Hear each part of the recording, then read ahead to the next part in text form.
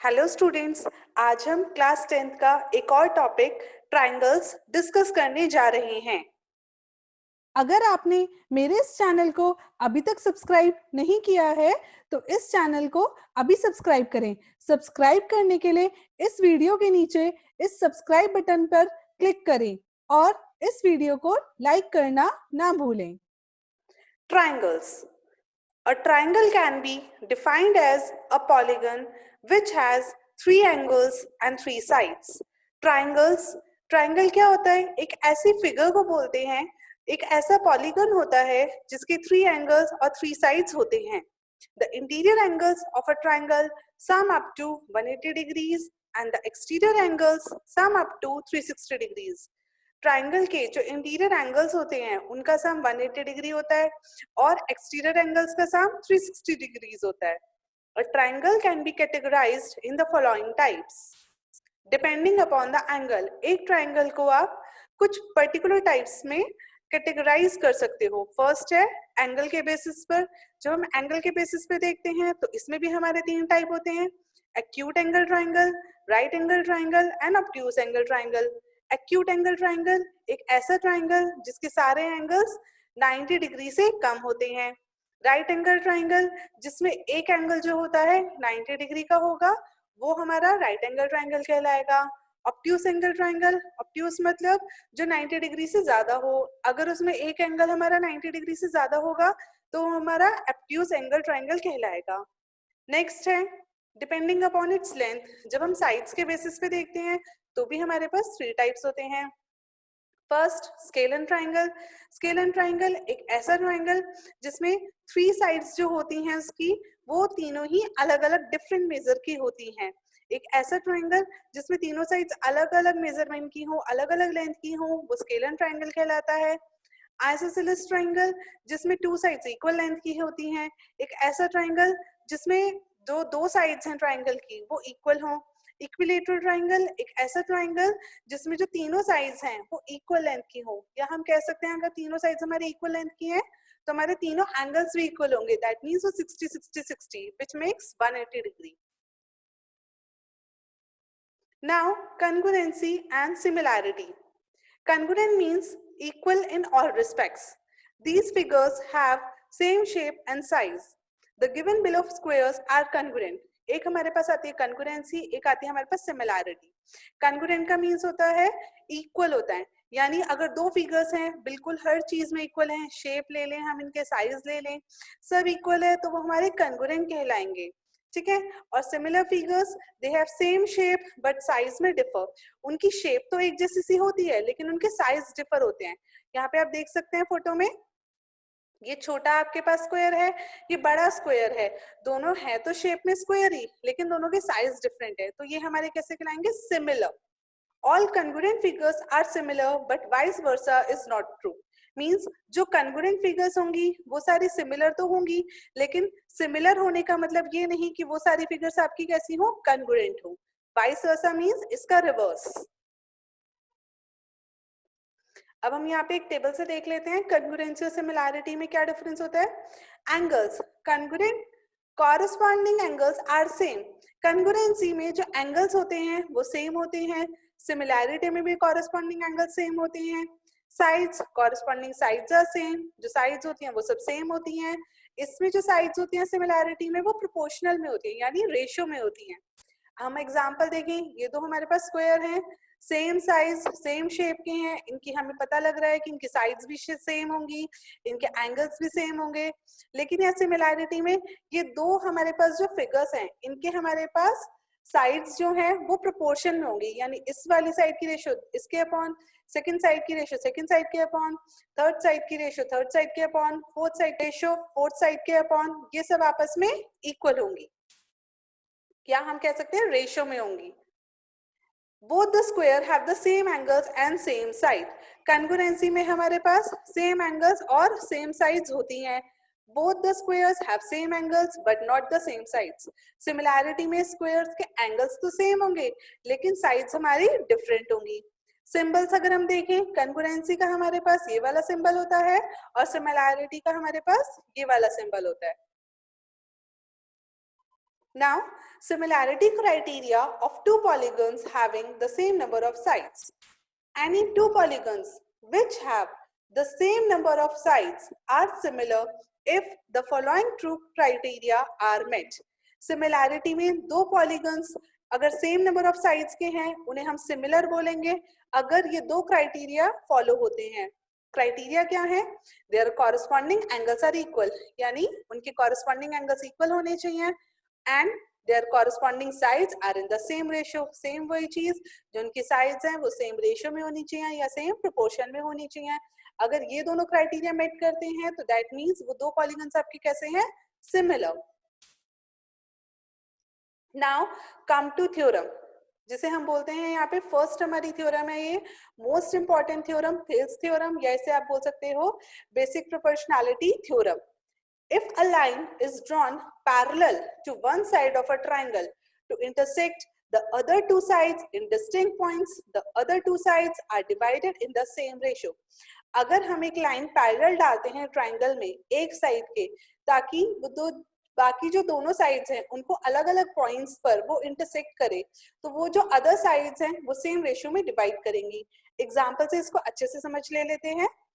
A triangle ABC in which a line parallel to side BC intersects other two sides AB and AC at D and E respectively. हमें यहाँ पे आपको एक triangle दिया गया है, यहाँ पे हमने DE एक लाइन डाली है BC के पैरेलल, इस तरीके से कि G और E जो है वो इसको सेम रेशियो में डिस्ट्रीब्यूट करने चाहिए. ये आपको प्रूव करना है. हमें प्रूव क्या करना है यहाँ पे? AD upon DE is equals to AE upon EC. AD upon DB equals to AE upon EC. Proof के लिए हम सबसे पहले इसमें कुछ कंस्ट्रक्शन कर लेते हैं. कंस्ट्रक्शन करने के लिए हम क्या करेंगे? B और E को हमने ज्वाइन किया, C एंड D को हमने ज्वाइन किया, उसके बाद हमने DM एक परपेंडिकुलर डाला AC लाइन पे, EN एक परपेंडिकुलर डाला AB लाइन पे. अब हम देख सकते हैं हमारे पास अगर हम दो ट्राइंगल्स ले लें ADE को हम दो तरीके से ले सकते हैं, एक बार AB बेस कंसीडर करके, एक बार AC बेस कंसीडर करके. अब हमने सबसे पहले इसको AB बेस की तरह लिया है. जब AB हमारे पास बेस है तो हमारे पास क्या होगा? Area of triangle ADE, area of triangle ADE half base height. Base हमारे यहाँ पे क्या है? AD, हाइट हमारे पास क्या है जो हमने परपेंडिकुलर ड्रॉ किया था? EN. Same as BDE triangle में हमारे पास बेस तो वही रहेगा, ठीक है, तो बेस हमारे पास DB और हाइट हमारे पास सेम रहेगी, हाइट EN, क्योंकि हम चाहे वो AD की हाइट बोले DB की हाइट बोले ट्राइंगल वही है, तो हमारे पास हाइट दोनों की सेम हो जाएगी. अब हमने नेक्स्ट में AC को हमने बेस लिया. जब हमने AC को बेस लिया तो ट्राइंगल ADE का हमारे पास एरिया क्या आया? Half into base into height, यानी half into AE into DM, AE into DM. Same as जब हमने DEC को बेस लिया तो half into EC into DM. हमारे पास बेस तो हमारे पास वही रह गया EC और हमारे पास हाइट हमारी सेम DM. अब हमने क्या किया? ADE और BDE और ADE और DEC को हमने रेशियो में लिया. जब हमने इन्हें रेशियो में लिया है, area of triangle ADE upon area of triangle BDE. Area of triangle ADE हमारे पास क्या था? Half AG into EN upon में BDE एरिया ट्राइंगल क्या था? Half into GB into EN. इससे हमारे पास हाफ से हाफ कट गया, EN से EN कट आउट हो गया, हमारे पास क्या बचा? AD और DB. सेम हमने जब ADE और DEC को लिया, half into AE into DM, half into EC into DM. DM से DM कैंसिल आउट हो गया, हाफ से हाफ गया, हमारे पास बचा AE अपॉन EC. अब हम यहाँ देख सकते हैं कि ये दोनों जो ट्राइंगल्स हैं BDE और DEC, ये सेम बेस पर हैं और सेम पैरेलल लाइंस के बीच में हैं DE और BC. और ये 9th में हमने पढ़ा हुआ है कि जब दो ट्राइंगल्स सेम बेस और बिटवीन सेम पैरेलल लाइंस होती हैं तो उनका एरिया आपस में इक्वल होता है. और अगर इनका एरिया आपस में इक्वल है तो दैट मीन्स हमारे पास क्या हुआ? AD upon DB equals to AE upon EC. Hence proved.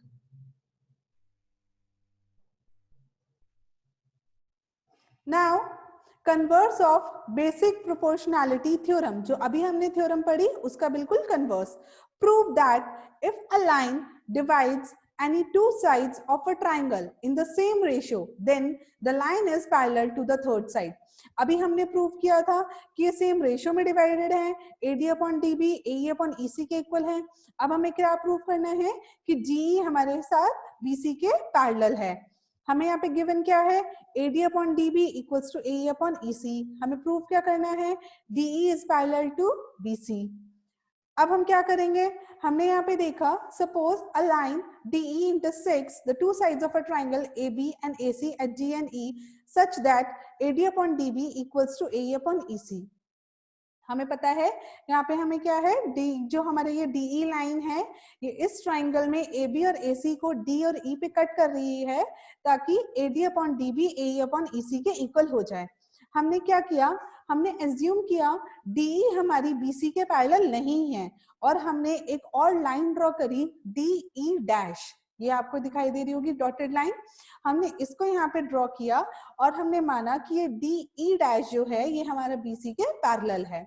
अब सिमिलैरिटी थ्योरम से हमने जो सिमिलर ट्राइंगल्स पढ़े हैं उससे हमने क्या किया, इससे AD upon DB equals to AE dash upon E dash C के इक्वल हो गया। अब हमारे पास ये फर्स्ट इक्वेशन, ये second equation, AD upon DB AE upon EC के इक्वल है, AD upon DE AE dash upon E dash C के इक्वल है। इन दोनों इक्वेशन से हमारे पास क्या हो गया, इनकी जब हमारे पास लेफ्ट हैंड साइड इक्वल है तो हमारे पास राइट हैंड साइड भी इक्वल आ गई। राइट हैंड साइड को हमने इक्वल कर दिया, AE upon EC equals to E dash C upon E dash C। हमने इन दोनों में 1 ऐड किया, जब हमने अब 1 ऐड किया तो ये क्या हो गया, AE plus EC upon EC। यहाँ पर हो जाएगा AE dash plus E dash C upon E dash C। अब AE प्लस EC हमारा क्या बनाया, AC, AE प्लस EC ये हमारा बना AC, same as AE dash plus E dash C हमारा बना AC। अब ये हो जाएगा AC upon EC equals to AC upon E dash C। अब AC से AC कैंसिल आउट हो गया तो इससे हमारा क्या इक्वल आ गया, EC किसके इक्वल आया, E डैश C के। लेकिन हम यहाँ देख सकते हैं EC और E डैश C आपस में तब इक्वल होंगे जब E और E डैश हमारे कोइंसाइड करेंगे। कोइंसाइड का मतलब ये एक सेम पॉइंट पे होंगे। दैट मीन्स हमारा क्या हुआ, DE पैरेलल टू BC ये हमने माना था, इसलिए हमारे पास क्या हुआ, DE is also parallel to BC। हमने सबसे पहले इस वाली थ्योरम में क्या किया, एक फॉल्स लाइन क्रिएट की जिसे हमने इसके पैरेलल माना। उसके बाद हमने इनकी रेशियो को सिमिलर किया, सिमिलैरिटी के बाद हमने ये बताया कि E और E डैश जो है ये सेम पॉइंट है, इसलिए DE हमारा BC के पैरेलल हो गया। Now next question, the line segment joining the midpoints of any two sides of a triangle is parallel to the third side and equal to half of it। हमें अब क्या बताना है, ये थ्योरम है हमारे पास कि जो हम लाइन सेगमेंट ज्वाइन करती है mid points of any two sides, कोई भी दो साइड्स के मिड पॉइंट को अगर वो ज्वाइन कर रही है तो वो लाइन थर्ड लाइन के पैरेलल होगी और उसके हाफ के इक्वल होगी। हम देख लेते हैं हमें क्या क्या गिवन है। एक ट्राइंगल ABC जिसमें D और E हमारे मिड पॉइंट्स हैं AB और AC के, और DE हमने ज्वाइन कर दी है। हमें प्रूफ क्या करना है, DE BC के पैरेलल है और DE हाफ ऑफ BC के इक्वल भी है। हमने इसके लिए क्या किया, सबसे पहले हमने कंस्ट्रक्शन की प्रूफ करने के लिए line segment DE to F such that DE is equals to EF, हमने DE को आगे एक्सटेंड कर दिया इस तरीके से कि GE और EF हमारे पास इक्वल हो गए और FC को हमने ज्वाइन कर दिया। अब हमारे पास ये ट्राइंगल्स आ गए। हमने AEG और CEF हमने दो ट्राइंगल्स कंसीडर किए। इसमें हमें पता है क्योंकि E मिड पॉइंट है तो AE CE के इक्वल है, एंगल AED CEF के इक्वल है, ये हमारे हो जाएंगे वर्टिकली अपोजिट एंगल्स, और DE EF के इक्वल है, ये हमने अभी कंस्ट्रक्शन से किया है। तो ये दोनों ट्राइंगल्स हमारे कन्ग्रुएंट हो गए। कन्ग्रुएंट होने के बाद AD हमारा CF के इक्वल हो गया और एंगल ADE हमारा CEF के इक्वल हो गया। अब हमें पता है D हमारा मिड पॉइंट है AB के, तो AD DB के इक्वल हुआ। अब फर्स्ट और सेकंड से हमारे पास क्या आ गया, CF DB के इक्वल हो गया, और सेकंड से हमारे पास क्या था कि AD FC के पैरेलल है। क्यों, क्योंकि क्या थे ये ऑल्टरनेट इंटीरियर एंगल्स के जो पेयर थे वो आपस में इक्वल होते हैं, तो हमारी लाइंस भी वो पैरेलल होती हैं। इसका मतलब हमारे पास DB FC के पैरेलल हो गया। अभी फोर्थ और फिफ्थ से हमारे पास क्या आया कि DB CF हमारे पास एक क्वाड्रिलेटरल है जिसमें अपोजिट साइड का जो पेयर है वो इक्वल भी है और पैरेलल भी है। अगर किसी क्वाड्रिलेटरल में अपोजिट साइड्स आपस में इक्वल होती हैं, पैरेलल होती हैं, तो वो हमारे कैसा रहता है, एक क्वाड्रिलेटरल एक वो हमारा पैरेललोग्राम बन जाता है। तो DBCF हमारा पैरेललोग्राम बन गया। अगर DBCF हमारा पैरेललोग्राम है तो इसका मतलब DF BC के पैरेलल है और DF BC के भी इक्वल है, क्योंकि जो अपोजिट साइड होती हैं पैरेललोग्राम की वो इक्वल भी होती हैं और पैरेलल भी होती हैं। अब लेकिन हमें पता है कि DE हमारा EF के इक्वल था कंस्ट्रक्शन के थ्रू, तो हमारा DE क्या हुआ, BC के पैरेलल भी हो गया और DE किसके इक्वल हो गया, हाफ ऑफ BC के। Now next theorem which is known as angle bisector theorem. इसमें हमें क्या दिया गया है, एक ट्रायंगल PQR और PS हमारे पास एक लाइन सेगमेंट है जो कि QPR का हमारे पास बाइसेक्टर बताया गया है। दैट मींस QPS SPR के इक्वल है। ऐसे एक पॉइंट है QR पे, हमें प्रूव क्या करना है, QS upon SR equals to PQ upon PR। हमने कंस्ट्रक्शन की, कंस्ट्रक्शन के लिए हमने क्या किया, एक लाइन करी पास R से जो कि हमारे PS के पैरेलल है और QP को जब हम एक्सटेंड कर रहे हैं तो वो T पर इंटरसेक्ट कर रही है। अब हमें यहाँ पता है PS RT के हमारे पास पैरेलल है, तो PR हमारे पास क्या हुई, एक ट्रांसवर्सल हो गई, PR ट्रांसवर्सल है तो SPR एंगल PRT एंगल के इक्वल हो जाएगा ऑल्टरनेट एंगल से। अब QT भी हमारे पास एक ट्रांसवर्सल है तो QPS PTR के इक्वल हो जाएगा कॉरेस्पॉन्डिंग एंगल से। लेकिन हम देख सकते हैं फर्स्ट, सेकंड और थर्ड इक्वेशन से जो हमें गिवन था कि QPS SPR के इक्वल है, हमारे पास क्या आया, PRT और PTR आपस में इक्वल आ गए। कैसे, जब SPR PRT के इक्वल है, QPS PTR के इक्वल है और SPR और QPS आपस में इक्वल है, तो इनके जो हमारे पास राइट हैंड साइड्स हैं वो भी आपस में इक्वल हो जाएंगी। अब हम देखेंगे इस ट्रायंगल PTR में PRT और PTR आपस में इक्वल हो गए, इसका मतलब PT हमारा किसके इक्वल हो गया, PR के। Sides opposite two congruent angles, जो हमारे इक्वल एंगल्स होते हैं एक ट्रायंगल में उसके अपोजिट जो भी साइड्स होती हैं वो आपस में इक्वल हो जाती हैं। हमने अब दोबारा एक ट्रायंगल लिया QTR ट्रायंगल, इसमें हमें पता है PS हमारा RT के पैरेलल है, इसका मतलब क्या हुआ, QS upon SR equals to QP upon PT हो गया। लेकिन PT PR के इक्वल था, हमने PT की जगह यहाँ पे PR कर दिया, तो QS अपॉन SR किसके इक्वल हो गया, QP अपॉन PR के। Hence proved. Hope you understand guys.